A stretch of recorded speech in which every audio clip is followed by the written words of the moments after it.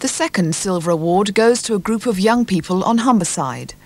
For them, developing potential has become a full-time business.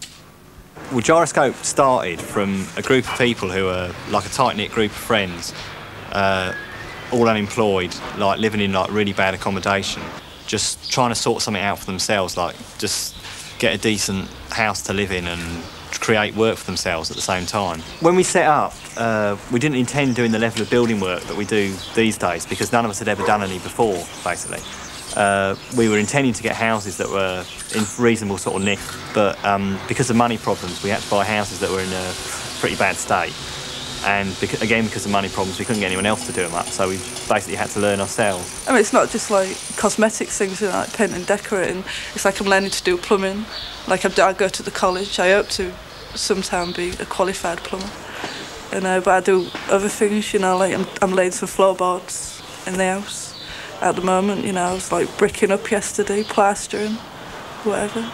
So like now, I mean, we can do absolutely anything. I mean, we built an extension on the last place and re-roofed it and just did the whole lot. I mean, there's hardly anything original left on the whole place. In the last year or so, we've started doing other things as well.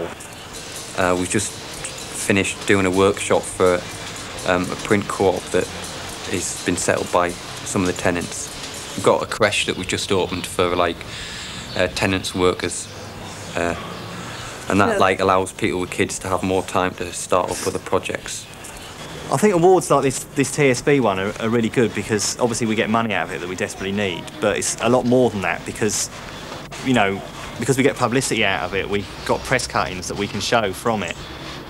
It obviously gives us a lot more credibility and people take us a lot more seriously when we're trying to raise money.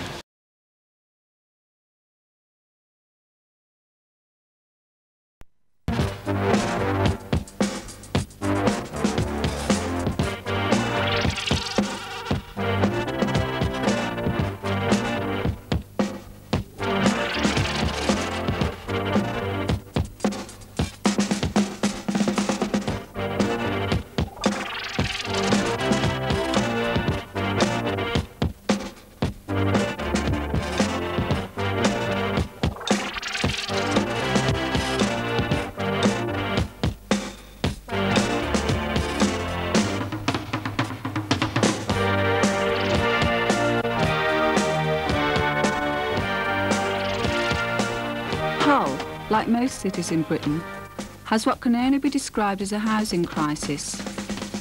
The homeless are not just those sleeping under newspapers on park benches. There are others being shunted in and out of institutions.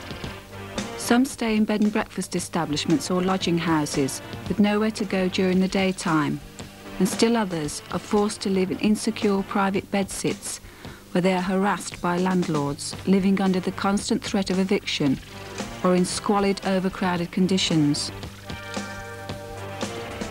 Rather than to campaign and lobby for change, Giroscope decided to take direct action when they were faced with homelessness. Now that basically all our, I mean not just flats, but all the accommodation we do is from now on has got to be like self-contained units. I mean it is more than flats. I mean you might say certainly houses like this, you might be housing a couple or single mum with a couple of kids or something like that. I mean it isn't just flats, it's still different sorts of houses, but just steering away from 4 or 5 people shared houses because they don't seem to be working out very well. I think you've just got to think what people want. Yeah, I mean if you're a single parent and you probably prefer to have like a 2 up 2 down like this than like a flat or something. Well, Giroscope originally set up as a means to help homeless people in Hull, young homeless people who were finding it very difficult to find somewhere to live because of problems with the council providing houses, private landlords. But there's a lot more to it than that. There's like a real strong belief in people's ability to help themselves.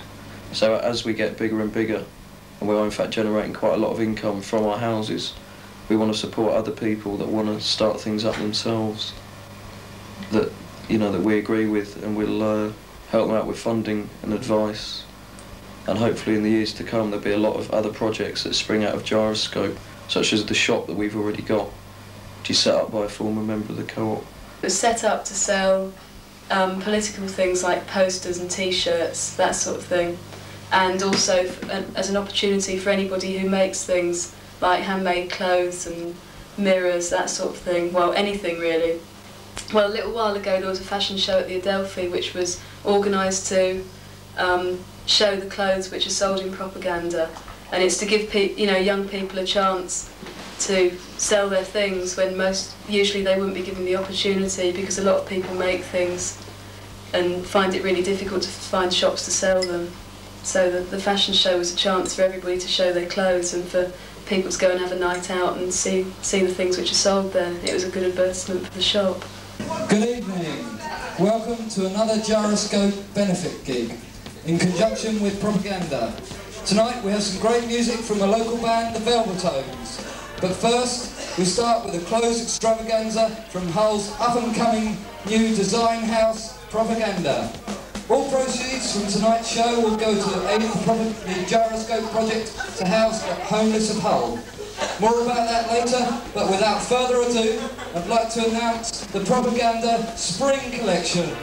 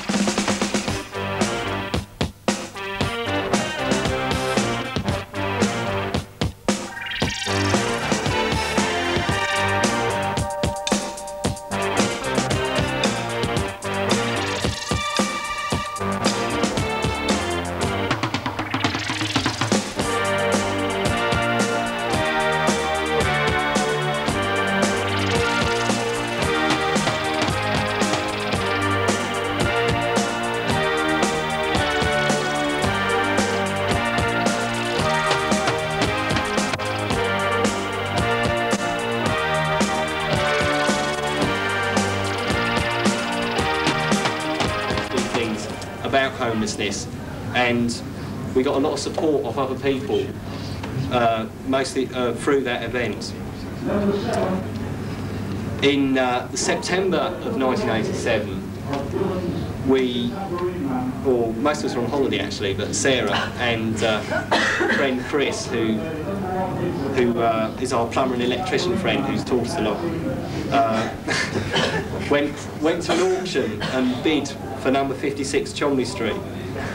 This they managed to get for £6,100, which was an extremely bold move, as we didn't in fact have any of the money.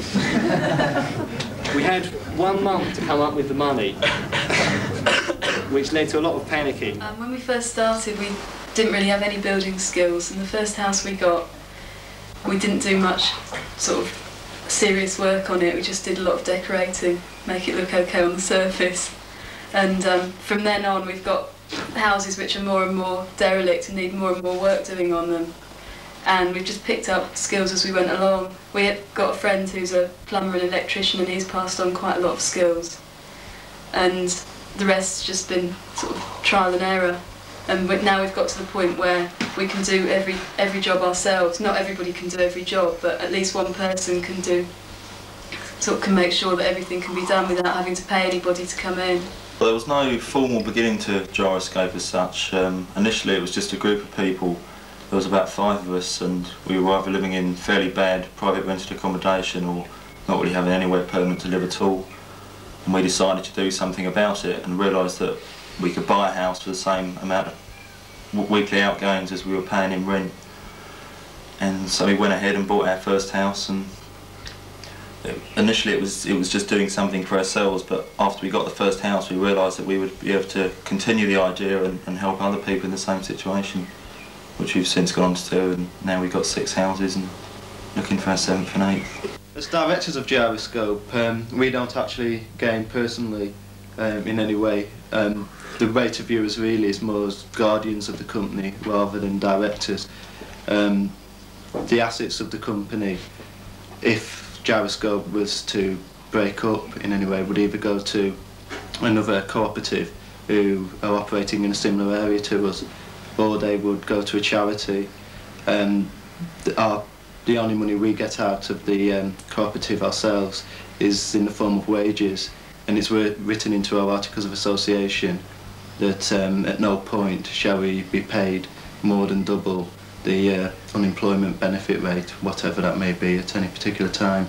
And the reason for this is basically so that we feel we can keep in contact better with our tenants who are mainly unemployed, and that we don't lose touch with, with their lifestyle really, so that we can hopefully adapt to what they need and have some idea of what they need. At present our wages are £32.50 a week. We all get that. It comes from different sources. Originally when we set the co-op up, we all went on the enterprise allowance and we got £40 a week for a year, and took 30 of that, £10 a week of that went back into the co-op. When the enterprise allowance finished, we found that we weren't able to pay everyone's wages, even at what it was then, £30 a week. And so we kept 2 people on the company books, taking wages out of the company, and the other 4 of us just signed on the dole and claimed benefit, and we work voluntarily. I was 14 when I left home, so I went to live with my sister at Branzone. And you went on to get married? No, then I started, when I left my sisters, I started like dossing around, because I never had nowhere to live properly because me and my sister started not going on. I started staying on the Branzone Maisonettes. Then after that, I got going with this kid called Rob, that was my husband.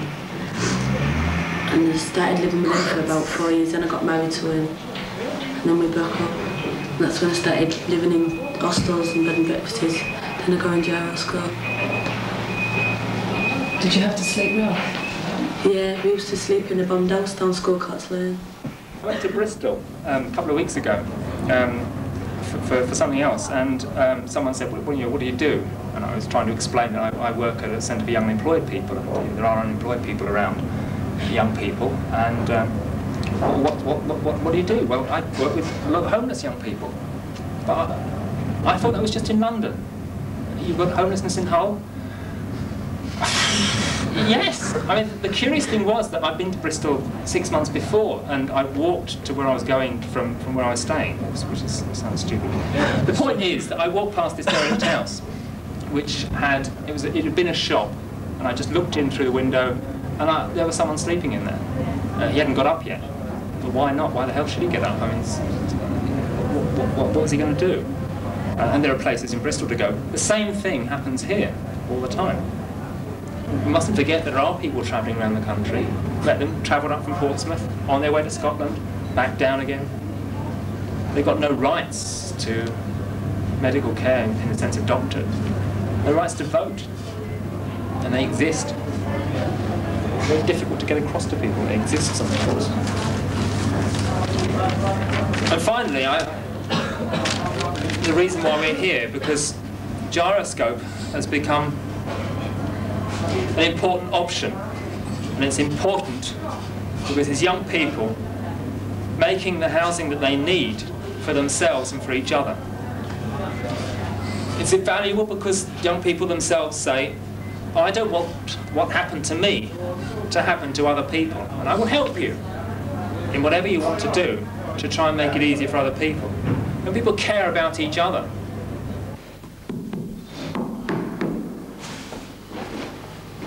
Yeah, done with this underloading a lot more easy. Put it on with? Underloading a lot more easy. It's fairly hard to give advice to other young people who would want to do something similar, because it's involves a hell of a lot of commitment and trusting each other and really sort of scraping around for money. Initially we had to fund the project with just money borrowed off friends from our gyro checks and so on. I mean, it is possible, and obviously we would encourage other young people to do it, but it's a lot of hard work and you've really got to be committed to what you're doing as well.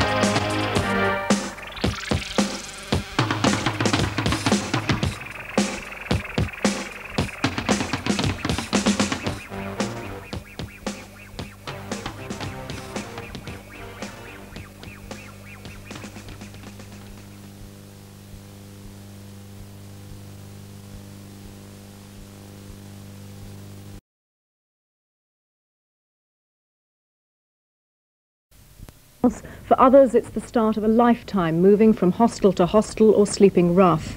This month, the housing charity Shelter will launch a national campaign to draw attention to homelessness among the young. In one scheme in Hull, homeless young people have taken matters into their own hands, as Laurie Mayer now reports.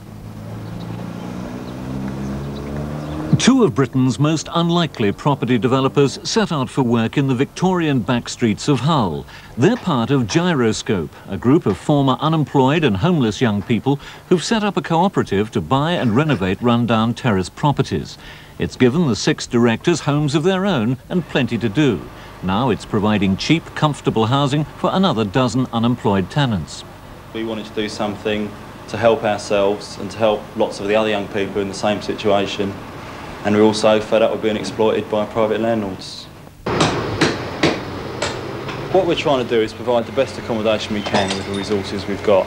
And basically what this involves is building new window frames, fitting them in, fitting gas central heating in with radiators in all the rooms. We'll fit a new upstairs bathroom in and separate toilet.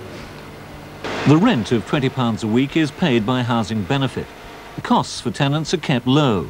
Homemade solar heating panels will cut bills during the summer. This 5-bedroomed house costs £6,000. Giroscope is spending as much again on doing it up. Professionals have been brought in for some of the complicated wiring and plumbing jobs, but Giroscope are steadily developing their own building skills. Their work is voluntary, so they can still draw the dole, and their 2 paid directors only get £30 a week. But money's been tight from the word go. We had to finance everything through just personal loans, and we got loans from relatives and friends and just anywhere we could, and we used our own gyro checks to do up the houses. And then we became a company and we went round all the banks, and I mean most of them just wouldn't touch us. But they finally got a bank loan and now own 6 properties worth nearly £80,000. So what persuaded their local bank manager to back them? Yes, that's an interesting question, actually. They are unusual characters, but my job is to lend money to people. And my judgment was that, never mind the hairstyle, which is better than mine, I was quite happy to back them as individual people who presented a good case to me. Hull, like cities all over Britain, has a chronic shortage of housing for young people. There's already a 2-year waiting list for council properties, but under 18s aren't eligible, and many private landlords discriminate against the young unemployed. This day centre provides a refuge for some of the city's hundreds of homeless youngsters. Youth worker and city councillor Keith Russell believes Giroscope could be copied all over the country. Giroscope is actually creating, by a workers' cooperative, a very useful, very democratic model for people not only to provide housing, but to actually have control over their own lives. And I think that's an important part of the housing question, which usually gets missed out. It's not just a matter of a roof over their heads, it's about providing a home, and it's about letting them be adults, which is all they want to be. There's no shortage of good, solid Victorian dwellings for renovation, and with growing homelessness among the young, Giroscope are keen to cash in for the best possible reason. Well, hopefully there will be a profit in the future, but I mean, what we want to do is use that profit to help other young people set up projects and to plough that profit back into the community, not to line our own pockets. So I suppose in that sense, I mean, we're sort of playing Thatcher at our own game. The England fast bowler Graham Dilley has become the latest father or husband and are desperate for a way out.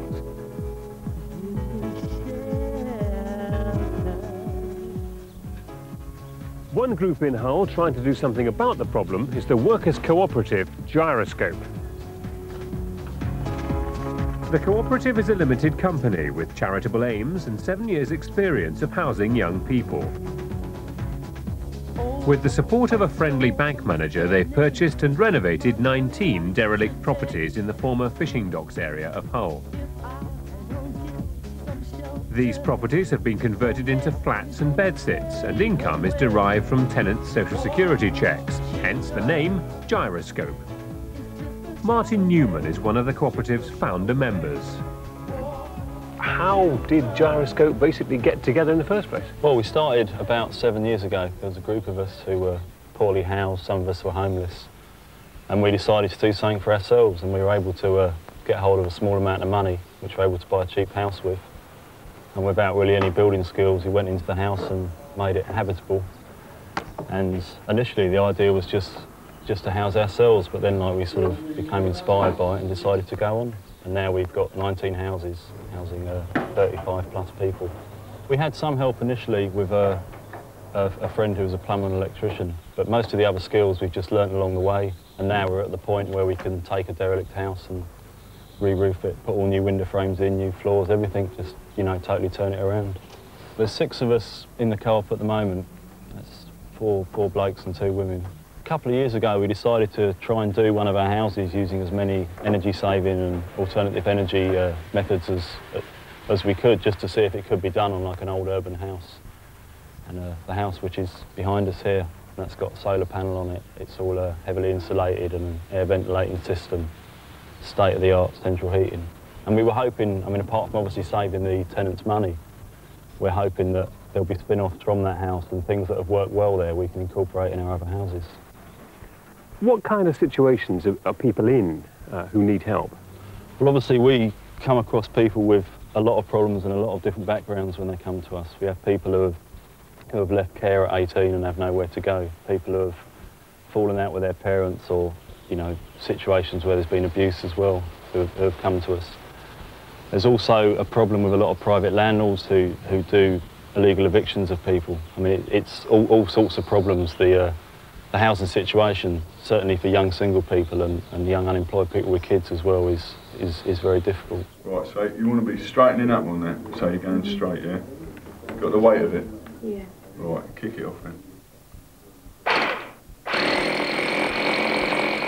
We've got a lot more people after accommodation than we've got houses, so we try and bring people in quite early, and then if they want to, they can help work on their house, and a lot of people do. And it also means they get a say in, you know, from everything to what colour the house is painted to even where, you know, walls might end up sometimes as well. 19-year-old Hayley Smith has been in and out of care since her early teens, and until now she's had nowhere she could really call home. Well, I've had many different places to live. I've moved around quite a lot since I was about 14. There'd been nothing permanent. I see Giroscope as a family. You know, they take care of me. You know, they're always on the lookout to see how I am and if I'm all right and things. People who've been housed by Giroscope, we're all friends, we're all pull together. It's sort of like a commune in a way, but although we all live in our own houses, we've got a very close relationship with other tenants. We've made a lot of friends. If you move into a place, and you've got a chance to make it yours. Yeah. Does that make a difference? Oh, it makes incredible difference, because it's something you would never have, you know, things like double glazing. You just couldn't afford that, and it saves you money on bills, therefore it's cheaper to live, therefore you can get your life together quicker. And that's what a lot of our work is about, helping people to get the power to live their own lives, to help themselves. And there are projects like that all over the country. In Hull, Mr. Andrew Train raised £72 with his sponsored Sean Connery impersonation. And just a couple of miles away from him, there's a group called Giroscope.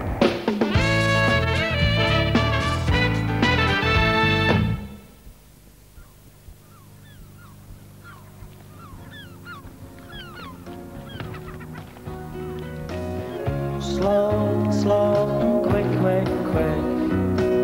It's wall to wall and brick to brick. They work so fast. Well, we started about 5 years ago. We were all unemployed at the time. Some of us were actually homeless, some were living in squats and some were living in really shoddy private rented accommodation. And at first it was just, we wanted to improve our own housing situation. So scraping money together from one source or another out of our gyros, personal bank loans, we managed to scrape enough money together to buy our house. So the first house was in fact rented out to 4 homeless people, and then we moved on to the next one with the intention of moving into that. That went on for 4 houses, and we finally got to live in the 4th house we did, and had housed plenty of people along the way. We had to learn bricklaying and plastering, wiring, plumbing, joinery, you know, all the major things like replacing floors, and we now re-roof houses as well. You know, just everything that you need to do to a house that's a real estate. This is our 14th house, and hopefully in about end of March, April, we'll be starting on another one.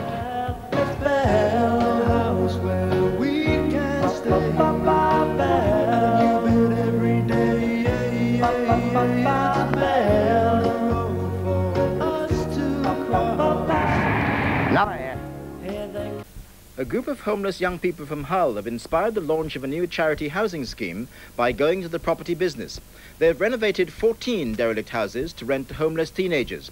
The charity behind the Comic Relief Fund were so impressed by the success of the Hull project that they decided to put up £250,000 to start a nationwide scheme aimed at helping Britain's 80,000 homeless youngsters.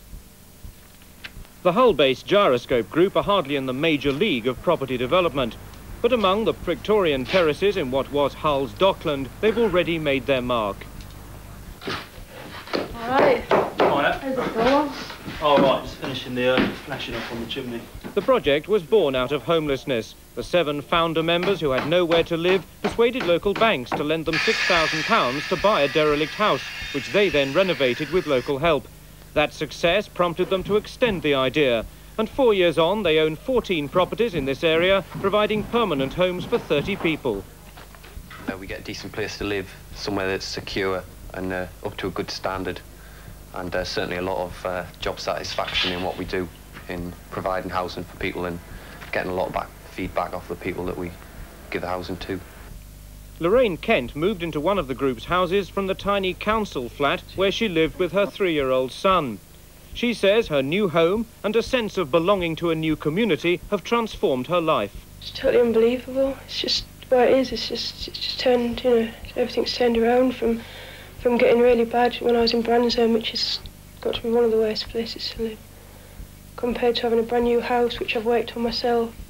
The group estimate their properties are now worth around £500,000. Any profits, together with a token rent from tenants, are ploughed back into acquiring and renovating more houses.